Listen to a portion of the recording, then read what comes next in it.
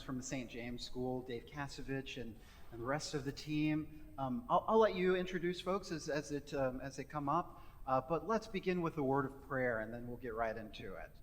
May the Lord be with you. Let us pray. Almighty God, we give you thanks for a new day and all the possibilities that it brings with it. We give you thanks for partnerships and your presence in all of our lives and bringing us together. We pray that this time together would be fruitful and informative. In Jesus' name we pray. Amen. Please. Absolutely. In a minute.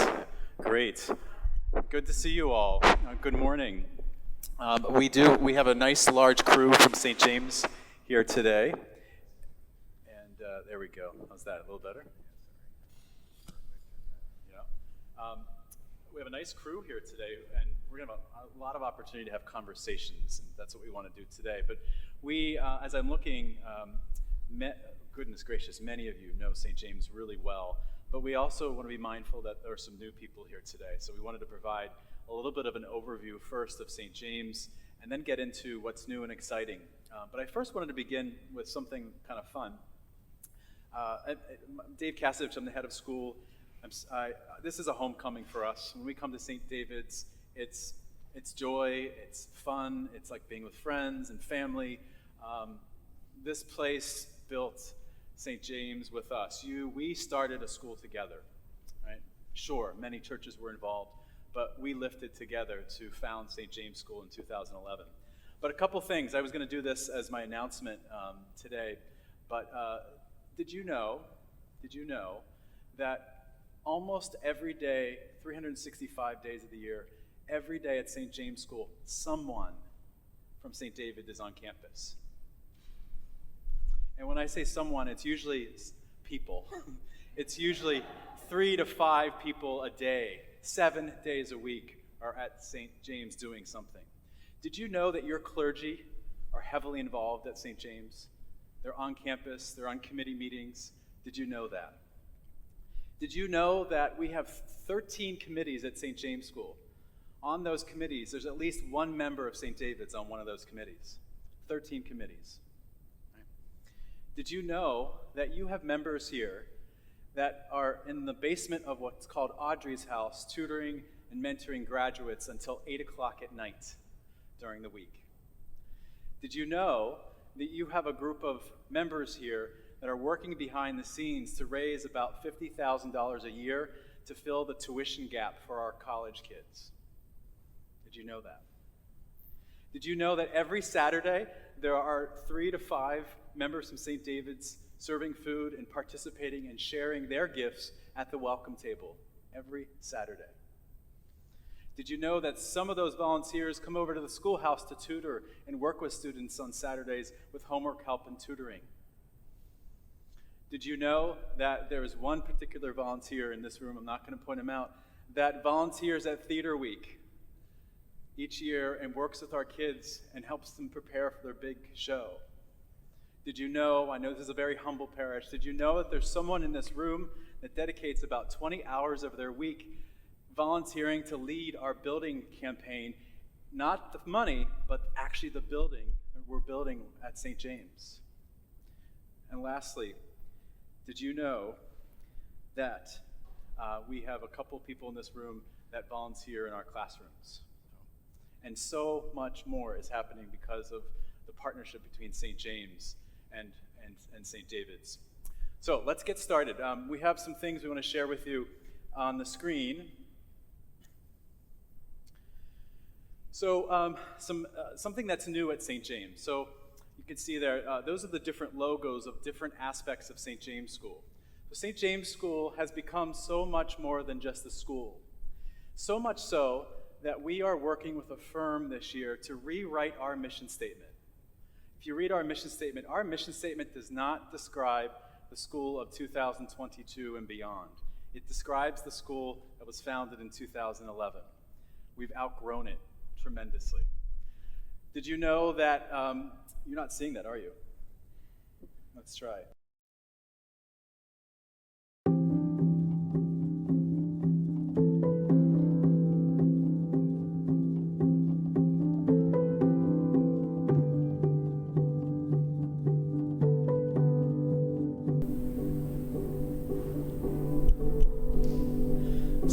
a little sense of our campus and a little bit about the school and the different aspects of what is making St. James School much more than St. James. And we're wondering, or have we become just St. James and not just St. James School? Hello, I'm Michael Curry, presiding bishop of the Episcopal Church. It is a joy and it is a privilege to be with you again as you commemorate the 10th anniversary of the founding of St. James School. What a privilege it was for me to be with you not long ago via Zoom, to be with you and with the administration, trustees, students, faculty, and the entire community that is St. James School. What a blessing it is for the world to have a place like St. James School. I belong here. I can do this. I can get smarter. This work is important to my future.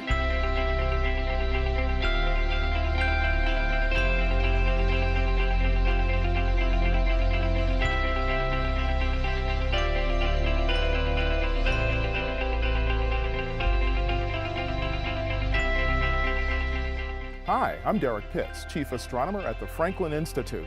Since discovering St. James School, I've been telling everyone about it. Come take a walk with me and I'll show you why.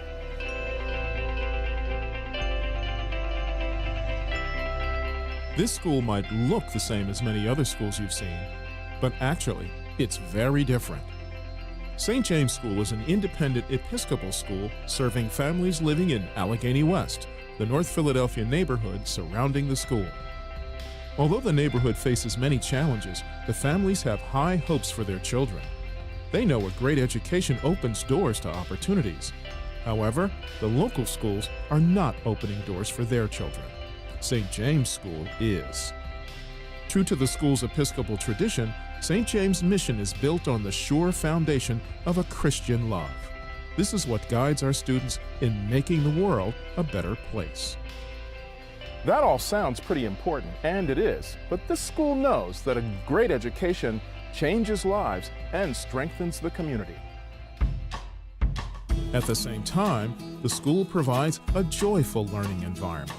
Everywhere I look, I see students engaged, working, and learning with each other. Throughout the day, students are developing a healthy sense of identity, culture, and compassion for others.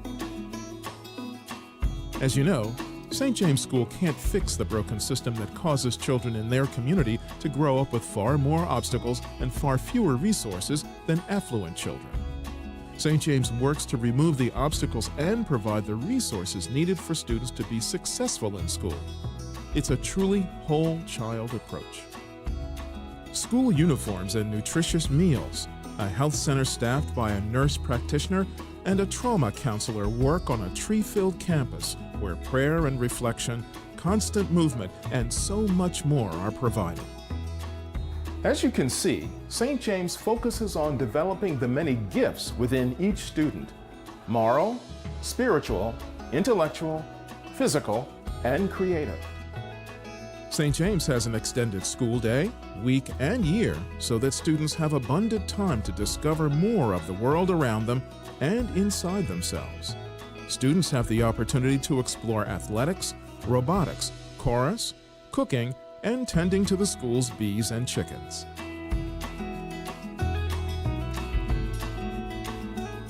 Like any other middle school, St. James is preparing students for academic success in high school.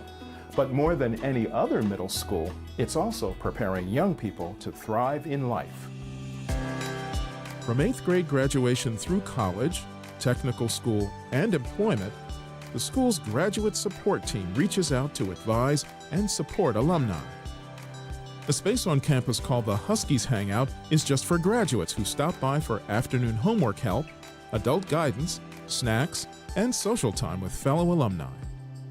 It's no wonder that the school is beloved by students and their families, and it's no accident that St. James has become the heart and anchor of the community. School leaders work closely with the local civic association to address issues like gentrification, safety, and together organize barbecues, concerts, and other activities. The school's church on campus welcomes everyone to Sunday night Mass and a community dinner afterward.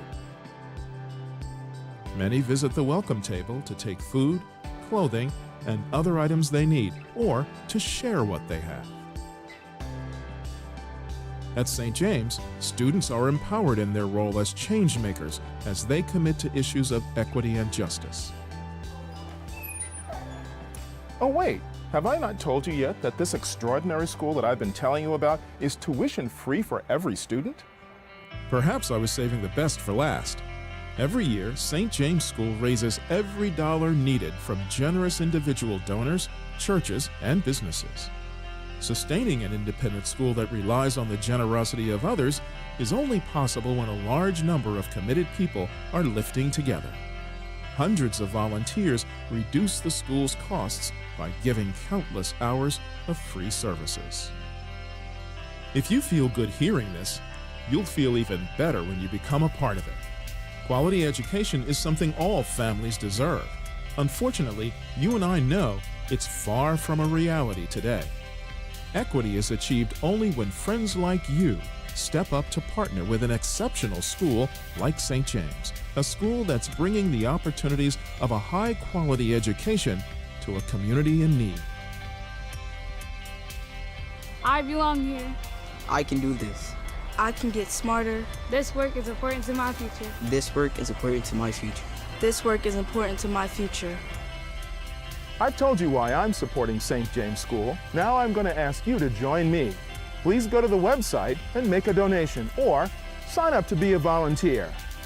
Thank you for visiting St. James School.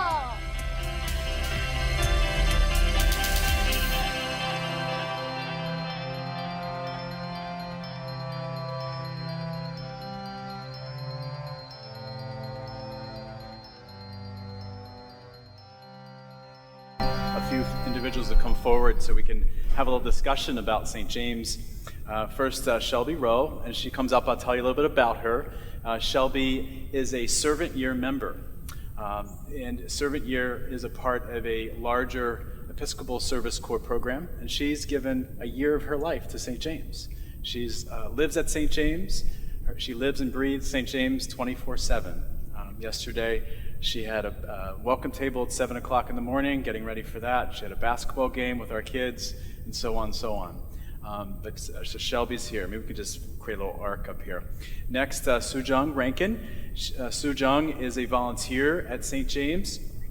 Volunteers on Saturdays at the welcome table, also at Academic Clinic, our Saturday programming for students. And Sujung also helps us spread the good news at St. James at churches. Right? Andrew had to take off, but you heard from Andrew today. Mike, I can just recognize Mike. Mike is back there.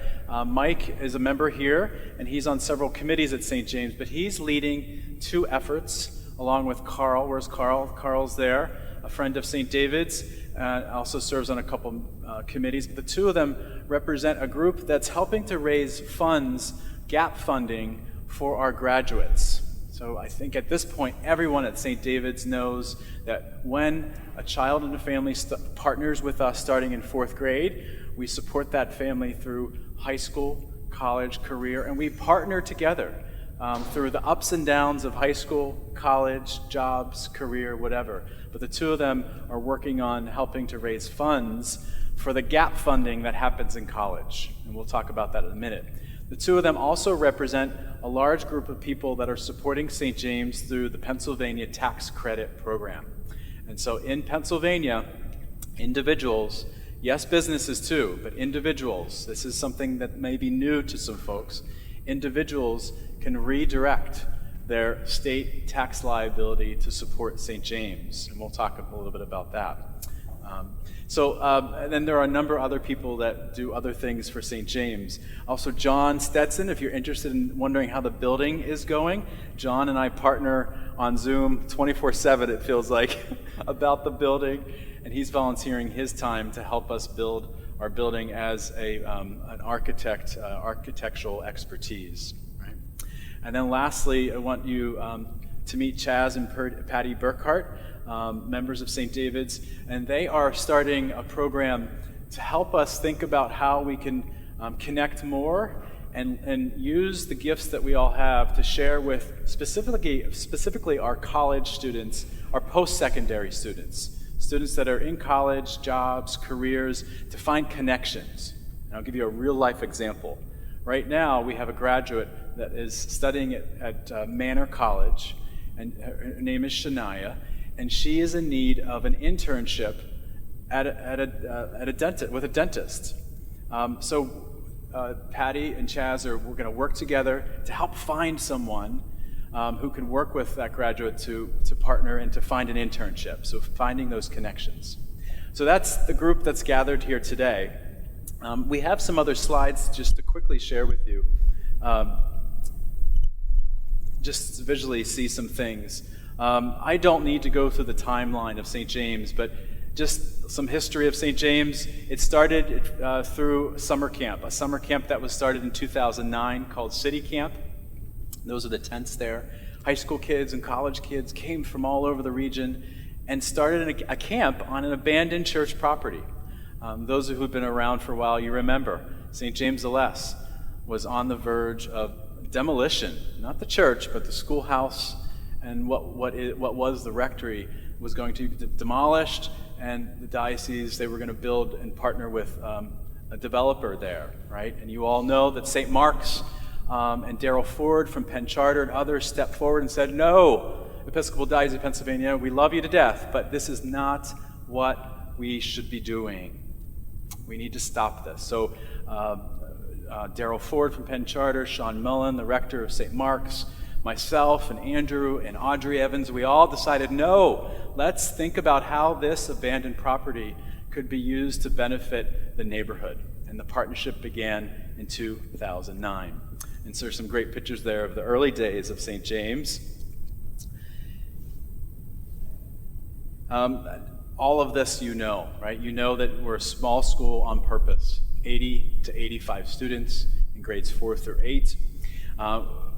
A lot of what's described in these bullets is that what we're doing is attempting to bring equity to education, right? St. James, Philadelphia needs about 50 to 100 St. James schools, right? And so we have all partnered together to at least address equity in education in the Allegheny West neighborhood of Philadelphia. If anyone wants to join us in opening 49 more schools, let's do it. Let's do it. But this is incredibly important for Philadelphia, for our country, and especially for our children. You all are on the same page with us. We believe, as a community, your church and St. James, that the color of your skin, where you live, the zip code you live in, the school that you have been zoned to, or the family you come from should not determine the type of education you receive in our country. And that's what we're doing together, right? I kind of wish this wasn't needed, right? Don't we all wish this wasn't needed? But here we are. The church has grown. The church is officially open with worship services all the time. The big service is Sunday night at 5 p.m., where it has become a neighborhood mass, an opportunity for the neighbors to gather for worship. The welcome table. I'm going to have Shelby talk a little bit about the welcome table and the work she does, and I'm sure Shu Jung will jump in with how volunteers help also.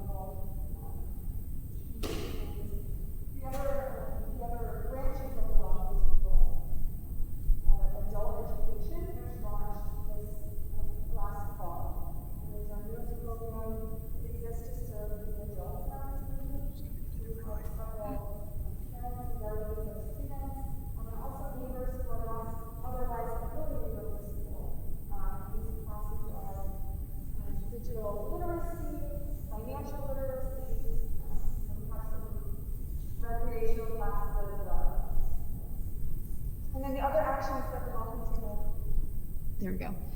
The other community actions that the Welcome Table offers are home repairs and minor community lending, financial lending, and adult education, food sharing, community lending, home repairs, pastoral care, and worship. So we are a community of sharing all that we have. Great, thanks, Shelby. I guess this mic doesn't work, so you have to use that one. Sorry. But thank you, Shelby. And the Wellness Center. So the Wellness Center includes a number of people. Pastoral care, so Andrew, the chaplain, Dale Ayton, our nurse practitioner, and also Levi Lee, our director of student and family services. So this group works together to ensure that the mental and social emotional needs of our students and families are met. And it's interesting, the Welcome Table and the Wellness Center work together quite a bit. So especially when there's an emergency, they quickly get together and figure out, do we have everything covered? Right? So having a nurse practitioner on campus makes a huge difference. At this point, you know that we believe that everything should be brought to the schools. I wish in our country, think about the number of hours of instruction that are lost for children due to doctor's appointments or being out and about for this appointment, that appointment. So we bring it all to St. James. Dental, eye, physicals, vaccines. We do it all right on campus so we don't miss a beat, right? That's the Wellness Center. Shelby, you can talk a little bit about Servant Year? Yeah, so I am a Servant Year, which is a part of the Episcopal Service Corps. It is a year-long commitment, and oh goodness, the Servant Year. It is a beautiful time to live in community with people who are discerning spiritually and vocationally. So there are 7 of us in the Servant Year program this year, and we are in intentional community, which means we basically share everything. We share our home, our prayer, our worship, our food, our joy, and we are put in places of service where we serve alongside one another and for one another. There are 4 of us at St. James and 3 of us at St. Mark, so we're split between 2 different sites, and our lives look very different depending on where we are. And it is... Yeah, and the Servant Year program has been around for about 20 years in the diocese. About 5 years ago, the diocese no longer wanted to run the program, and they asked for they were looking for partners. And they were looking for partners who wanted to really add the Episcopal identity to this program. So we did a 180. Instead of it just being a service program, it's a discernment program. So all the folks that are part of this program are discerning ministry, whether that's becoming priests themselves and clergy, pastoral care, hospital ministry, youth ministry. They're all involved in discerning their next steps, and they do that together. So next I wanted Sujung to talk a little bit about volunteering, and there's some volunteers here. Raise your hand if you have volunteered at St. James School in the past on committees so look, there's a lot of volunteers that if you haven't volunteered at St. James you can talk to, but Sujung wanted to share a little bit about why she volunteers at St. James. So I'm a Wisconsin girl. I know it always surprises people to hear that. They want a different answer. But I want to know how many people have been to Wisconsin in February? Okay, so I was supposed to be there this weekend, but that's how much I wanted to be here with you. When I knew that St. David's was on this Sunday, I changed my trip to Wisconsin to see my mom. And actually, it was a good reason to not be traveling. I'm still nervous about COVID. Next month, I'll be going there. So it'll be a little warmer in Wisconsin. That's how much I wanted to be here to meet you. I have heard so much about St. David's. One of my very first volunteer jobs was to clear all the vines in the pumpkin patch on the St. David's field by the cottage. And then I heard all about what you did there. And I heard about what it looked like before you got there. It was just a mess. That whole field was a mess. And now it's this beautiful patch of vast green grass. And it's where recess is. And sometimes I'm on campus in the gardens, and all the students come out, and they're playing on that St. David's field, which is really amazing. Now, I started there as a volunteer because my son's school just didn't take volunteers. It's a very active parent community, but there's about 1,000 students, so they just couldn't have all the parents come back. So I found my way to St. James and the garden club, the garden committee, and it was outside. You could work alone, you're not near people, so it was perfect. And I'm not a gardener. I would have to take pictures and send it to the committee chair and ask, is this a weed? Because I really didn't know what I was doing. But I appreciate plants. I have them in my house. They don't live, I just get more. And I really, really believe that beauty is a silent healer. You know, when you see something beautiful, it does something to your insides. And to know that the students are walking into this beautiful campus with pots of flowers and plants all over the place, it just says we love you and we care about you. And I really feel that that is a path to healing. I also helped in the garden right outside of David's office, and I didn't realize it was a therapy garden, but I was leaving as another church group was coming in, and David was doing a sort of a little intro to the gardening, and he was describing this therapy garden and how they use it for the students and with their counselor to sort of do an intake to determine where they are and what kind of trauma counseling that they might need. I couldn't believe it. I didn't realize that's what I was working on. I'm so impressed with St. David's because you really don't see your time in connection with St. James as charity work. You see it as a partnership. And I think that's where the change and transformation happens, not just for the students, but for each person that gives. And that's why I give. I feel like, and I've told this to many people as I do my work, whether it was as an employed person or as a volunteer, it has to hurt a tiny bit to be a volunteer and really do good work. Just a little bit. Like, it was pretty hard for me to get up this morning and leave my family at home. You know, I got up at 5 o'clock to make sure I got here. I heard about this bridge that was... Go to the website, and it just says there will be updates. I thought, oh, you know, there'll be people or signs telling me where to go. And I'm a little anxious about being late, so I'm always early. And I just really wanted to be here and to meet you and to just say, you made it possible for St. James to be what it is today. And we're reaching this second decade is now with this new building. St. James needs you even more. And I know how I felt when I stepped foot on the campus. And I started at the welcome table just to get a little information. And I did the academic clinic also to just get some information, because I told Dave, I want to do these Sunday visits with you. I just want to tell people what has happened to me by the giving that I have given. And I was only supposed to go to the welcome table once just to find out what was happening, go to the academic clinic once, and now I'm there every Saturday, and I hop from the welcome table to the academic clinic. And then I go to the academic clinic, and there's a whole bunch of other people, and they're cleaning. And then there's a whole bunch of other people upstairs organizing school supplies. There is really something going on all the time, and there's something for everybody. So I hope that I will see you there. I'm always there. I even went yesterday when I had only a half hour. And what I realized is people are coming to get community. They're not really coming, maybe you came at first to get food and clothes, but you're coming for community, for people to see you, to recognize you, to say your name and say, how have you been? It's so good to see you. And every volunteer has a story.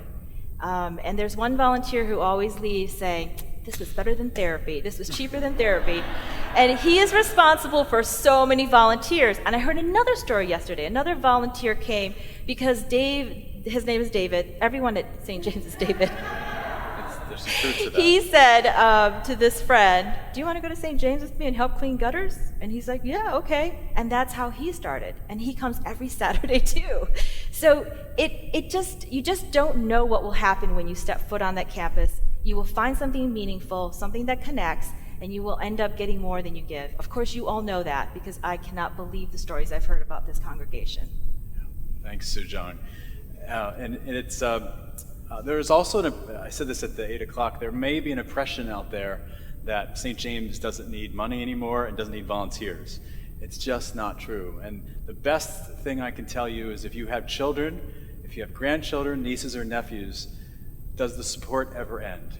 No, right? So the same thing with St. James. There's nothing, we're always going to need volunteers. We're always going to need tax credit donations. We're always going to need scholarships. We're always going to need it. And that's what we're inviting you today to do more and more, is to partner with us, knowing that this is, if you said yes to St. James, and there's a lot of you here who have, let's do this for life. Right, let's do this for life. I'm going to end here, and then we're going to open up to questions. I'm going to end with how I started. Did you know that there are a group of people here at St. David's that have created, sewn hundreds and hundreds and hundreds of masks, specialized masks that fit our students, and whether the 4th graders or the 8th graders, and that has helped us mitigate this pandemic, and it's very meaningful. I'm getting emotional about it. Very meaningful for us to know that they're not coming from Amazon, but they're coming from St. David's, and they're coming from people who put their sweat and equity into that. Did you know that there are volunteers, even in this room, that volunteer and help us with administrative tasks, logging in things into our database and filing for us and doing all those types of things? Did you know that there's someone online, I know he's on, his name is Tom Devlin, and his wife, God bless her, founded our library and started it. And did you know that there's someone in this church right now that then took over that library and manages that library for us? And it is the most beautiful library in any school that I've ever seen. And lastly, did you know that in all the retirement communities around here, there are a group of retirees that gather, and now they are leading their own little workshops about St. James. These folks who used to sit in the pews here, that now are in retirement communities that are leading workshops to tell people about St. James. So I'll end there, and we'll open it up to the last few minutes we have to just questions, things you're curious about, and other things that just may be sparking in your brain right now. Yes, Solveig.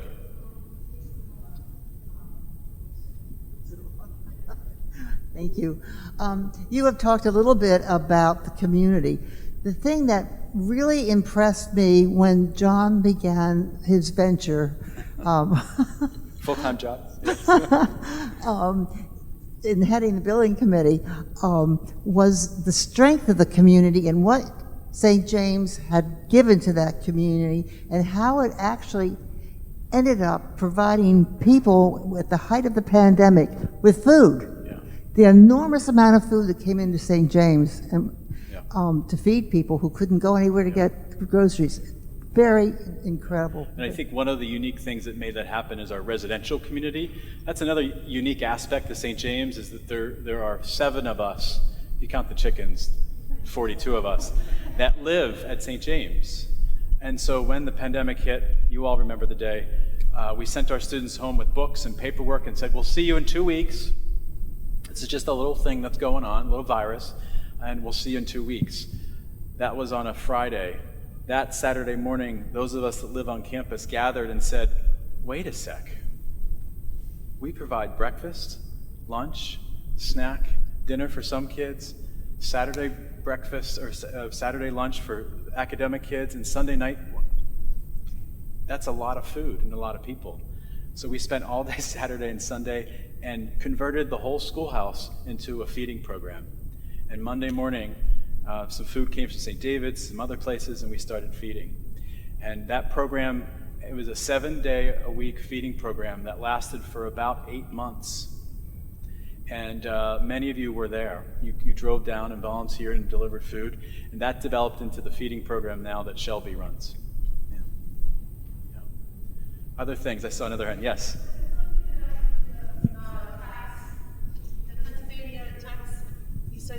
The state tax, Yes. So yeah. Yes. I remember saving money for, college education for the kids, but is this a similar kind of program? Or? So the tax credit program allows individuals to redirect their tax liability to St. James School. So I participate myself. So about $3,600 I owe annually to Pennsylvania. And those funds are redirected to St. James School to specifically support St. James. And why does this exist? This exists because I was a part of this back with Senator Anthony Williams. We were trying to, this all came out of the movement with vouchers, right? I know vouchers are very controversial, but this came out of that effort. And what the law said was that the state was comfortable not collecting many millions of dollars and having those funds directed to schools like St. James for kids that were stuck in low-performing areas of Philadelphia.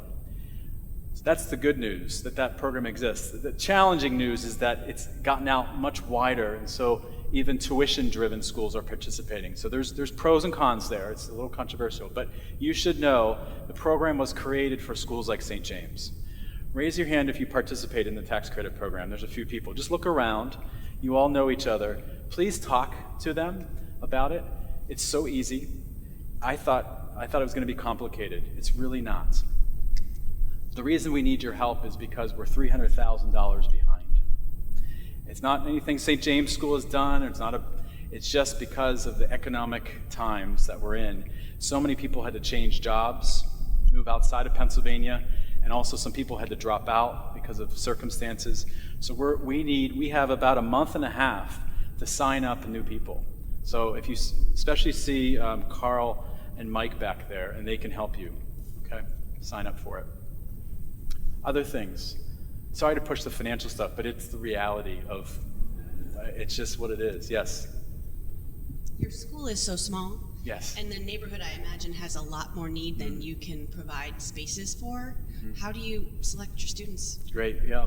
It's the challenge of, we're purposely small. We as long as I'm around, and I think the board we're on the same page on this, we are not interested in becoming a school of 150 or 200 or 300 children.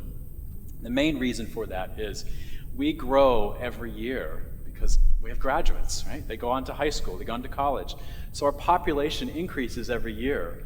And because we continue to provide financial support through scholarship gap funding, our budget keeps increasing. So we're purposely remaining small. We are looking at possibly adding third grade.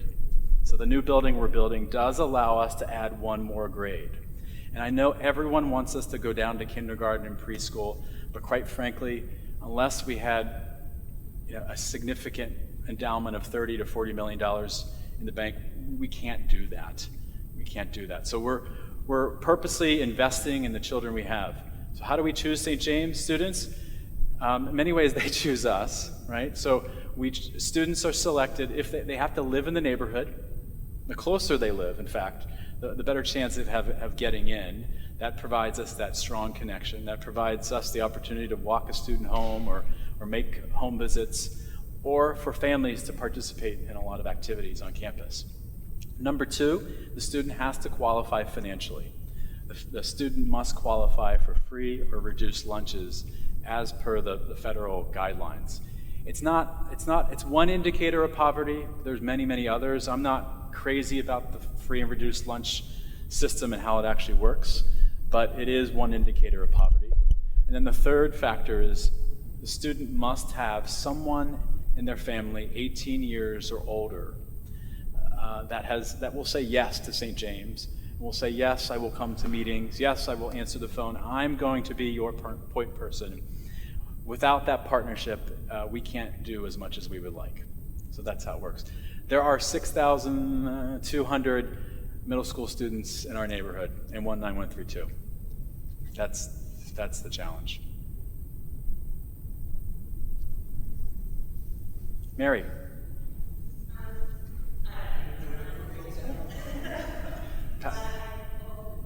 Yes. Mary is a volunteer at St. James. And she's visiting from Church of the Redeemer and loves St. David's too. I wondered if you could talk a little bit about the successes of the students. For example, where they go to high school or college. Yeah. I mean, there's some really remarkable progress that's been made. Absolutely, absolutely, yes. the first class of students, the class of 2015, so they're the age of a junior in college. Oh, can you believe that? Those of you who've been involved with it a while, it's amazing to think how far things have come. They grow up so quickly. So some of those students are in college, some are working, some are finding their way. We're in touch, and I think this is what you're getting at, we're in touch with all 105 graduates. Name a graduate, and I can tell you where they're going to school, how they're doing, where they're living, and we have a new number we give out now. We have another 22 students that maybe started with St. James or didn't end with St. James, but somehow connected that we remain in contact with also. So we have students on one end of the spectrum, Anya Holmes. She's a pre-med student in Washington, D.C. She's at Howard, and she is still in touch with us. She's looking, she needs some help with rent, so we pay about 1/4 of her rent. She's in a work-study program, so she's paying the rest. On one end, other end of the spectrum, we have Marquise, who's he's trying to hold a job right now, and he has worked with our graduate support team to find the right job. He's been in and out of, and he's very comfortable with me sharing his story because he knows his story is important. He's been in and out of incarceration. He needed to find a place that was safe for a couple months, and we partnered with him to figure that out. And then we have graduates all in between. So, but we celebrate Marquise's success and his achievements just as much as we do Anya. And I hope that gives you a sense of the variety of students. We are not choosing the brightest, smartest kids in the neighborhood. We're choosing the students that really need St. James School the most. I'd like to follow up on Mary's point. Just what you just said there is unbelievable that you know the whereabouts and you're so involved with all 105. And that's something, as you know, that we've been chatting with you recently about continuing the great work that St. James has been doing. And you talked about the potential internship for Shania with a dentist. And one of the thoughts that we had, just would look to you to share how you think it might best be accomplished, is to how the congregation can share its connections and its thoughts and what it knows and who we know to help kids with jobs, to help kids, from just their experiences with school. That's right. And whether they go to somewhere that is a vocational school or whether they go to a 2 or 4 year college, and then after that, and summer internships. And I just think that together, there's probably a lot of connectivity and ideas that we can share to help the children. Absolutely. So you're going to be hearing more soon, but Chaz and Patty are working together to create this network of resources. So stay tuned more. And also we're looking for folks from St. David's to visit some of our graduates at their respective colleges, to take them out to lunch, to engage and define those connections. Many times a graduate will call Kevin or Fabian in grad support and panic and say, I need an internship in 2 weeks, right? And they're sending out emails to everyone they know. Wouldn't it be wonderful if Chaz and Patty can have a network already built together so we can connect those needs right away? So if you're interested in that, see Patty and Chaz, and they're just going to start gathering Dave, people soon. And it does not so much about us, it's about, we want to be part of the St. David's network. We want this to be a collective network of folks that can do everything you're talking about, and we're excited about it. Good, good.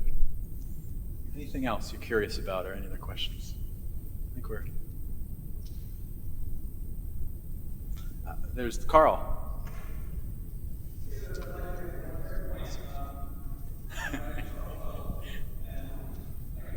This is for people at home. I'll pretend I'm singing a hymn. Hello. There are a lot of parishioners at St. David's who know about the tax credit program and who are participating with their alma mater.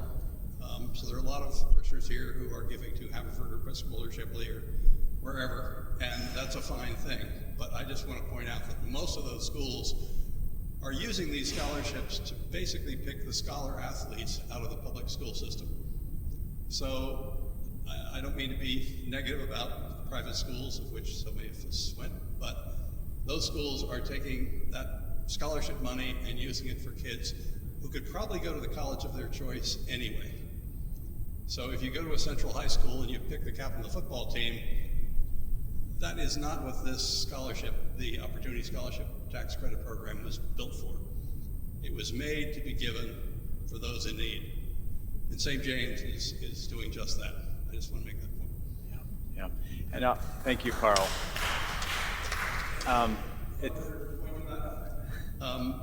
Many of the people who participate with the private schools aren't here today. So in your conversations with fellow parishioners, if they say, oh, I know about the program like at Davenport, just bring this up to them. And you can split it if you have to. Yeah, that's what I was going to say. So when you fill out, there's just a one-page form you fill out. You can actually name which school you want. So if you can split it, which is a good, I think, middle ground, because it is a little bit of a challenging situation. All the things you saw, extra things we do at St. James, like nurse practitioner, servant year, the welcome table, without the tax credit program, we wouldn't do any of it. So that's how critical the tax credit program is. So please, as you leave today, stop by, talk to Mike and Carl. Don't worry, they're going to corner you. And we'll go from there. Maurice, thank you. Maurice is such a good presence with St. James. You know what's going on all the time, and always a step ahead of us, which I'm grateful for. So thank you, Maurice, for your partnership with us. Thank you. This has been wonderful for being here. I'm so excited about the relationship, the partnership. This is one of the strongest partners that St. David's Church has, is St. James School. It's so important. I know y'all are going to hang out for a little bit longer for more questions. I have to go. I have 8 minutes to get across the street for 11:30 service. So I've got a jet. Yes. But thank you all for being here, and let us go and serve the Lord. Thanks be to God.